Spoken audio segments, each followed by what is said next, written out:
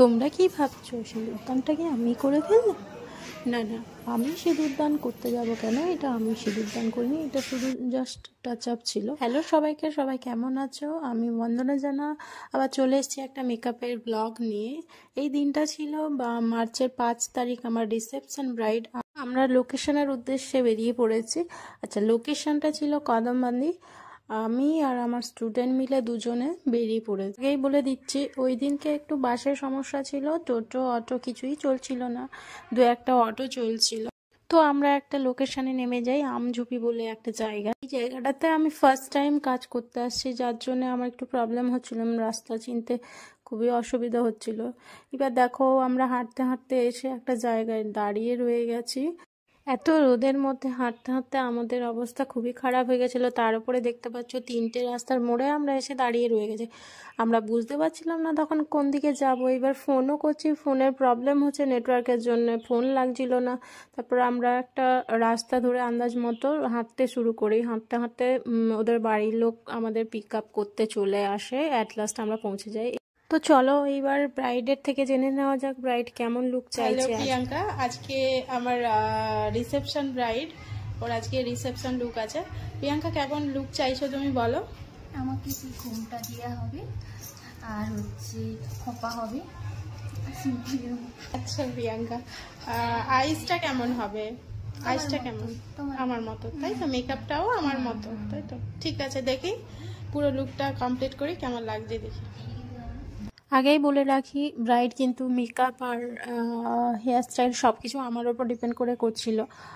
পুরোটাই আমার ওপর ছেড়ে দিয়েছিল। শুধু ওর একটা কোয়ারিজ ছিল, ওর শাড়িটা যেন সিম্পল স্টাইলে পরানো হয় আর লিপস্টিকটা একটু ডার্ক হয়। আর ওর কোয়ারিজ তেমন কিছু ছিল না। কিন্তু যেহেতু এটা গ্রামের ভেতরের দিকে বাড়িটা, সেজন্যে ওইভাবে শাড়ি পরালে অনেকে অনেক রকম কথাবার্তা বলবে, সেজন্য শ্বশুর বাড়ি থেকে একটু আপত্তি করছিল যাতে নতুন বউকে একটু আট পৌরে শাড়িটা পরালে বেশি বেটার লাগে। সেজন্য ওরা চাইছিল আট পৌরে শাড়ি পরাই। তো সেই মতো আমি ওকে রেডি করে নিয়েছি। তারপর স্কিন প্রিপারেশন করে নিয়ে আমি মেকআপ স্টার্ট করে দিয়েছি। আমি ফার্স্টে স্কিন কারেক্ট করে নিয়েছিলাম। স্কিন কারেক্ট হয়ে যাওয়ার পর আমি ফাউন্ডেশন নিয়ে নিয়েছিলাম। ওর স্কিন টোন ওয়াইজ আমাকে দুটো সেটের ফাউন্ডেশন মিক্স আপ করে আমি অ্যাপ্লাই করছিলাম। তো সেই হিসেবে ওর শরীরটাও ভীষণ খারাপ ছিল ব্রাইডের।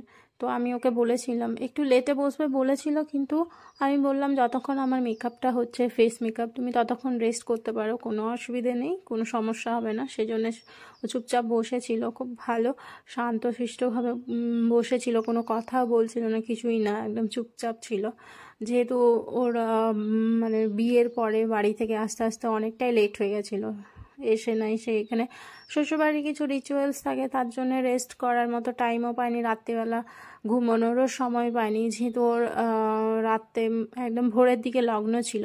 কথা বলতে বলতে দেখো আমার মেকআপটা কমপ্লিট হয়ে গেছে। এরপরে আমি জুয়েলারিগুলো ওকে পরিয়ে কমপ্লিট করে নিচ্ছি। জুয়েলারি পরানো হয়ে গেলে শুধুমাত্র বাকি থাকছে হেয়ার স্টাইল। ওর হেয়ার স্টাইল হয়ে যাওয়ার পরে আরও পার্টি মেকআপ ছিল আমার, যেগুলো কমপ্লিট করে আমাকে বাড়ি ফিরতে হবে।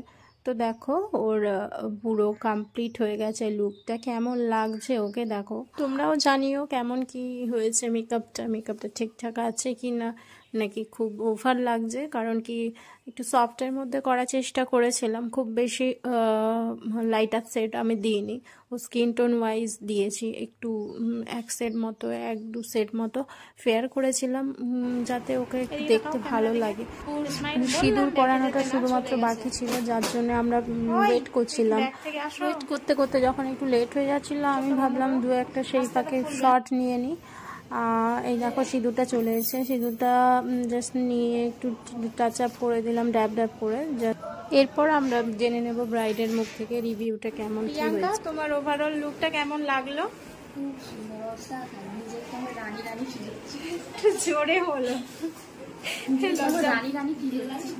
আচ্ছা, তুমি স্যাটিসফাই তো? ভালো লেগেছে মেকআপ? ঠিক আছে, থ্যাংক ইউ। সত্যি বলতে সবাই ভীষণ ভালো বলছিল, ভালো কমেন্ট করেছিল, রিভিউটাও খুব ভালো হয়েছিল। এবার তোমরা জানিও কেমন কি হয়েছে, কতটা ভালো করতে পেরেছি। Thank you.